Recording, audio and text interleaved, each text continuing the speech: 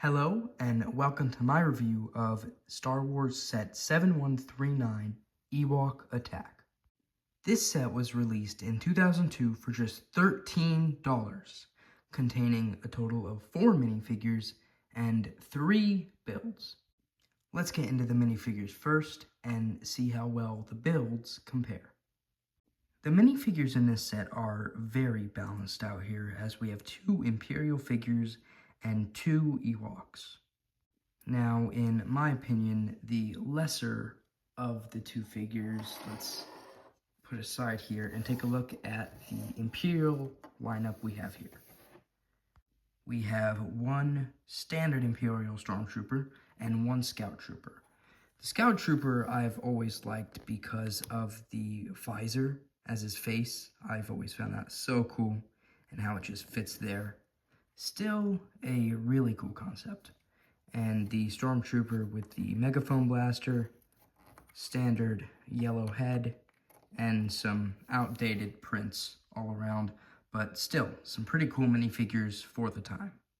Now, the Ewoks, you can tell, are very, very different than today's Ewoks, as they have no coloring whatsoever. They come in 2 different colors here, but that's really it. I mean, the detail on them is really cool, and it matches up to the recent Ewok details surprisingly well. I think they used the same mold there, just color it. But the fact that there are no colors here really, really downgrades these figures. But we do have this one that comes with a bow, and if you take off the little molds, they just have a brown torso and little brown legs.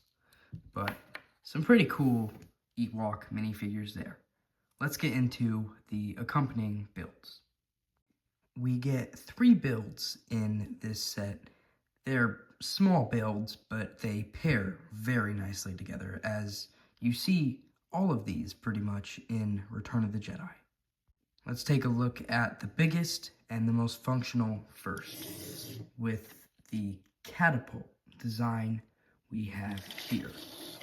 Now, this is supposed to be a log of some sort, or a stone that you could pretty much just fling off. And then you got these little things that turn here. I don't know what those are. And then some leaves incorporated into the build. It's a basic build and pretty blocky, as you can tell with all these sets, as they are very dated. But still a cool thing, as this was supposed to pair with the ATST walker of the day, and you would just shoot it out. Now, the other Ewok build here, we have the glider, which has a clear stand of its own, and these nice cloth pieces that are like plastic. I don't know, it's weird, but really nice detail on those things there. And just also, again, a blocky build. You could fit a figure on here.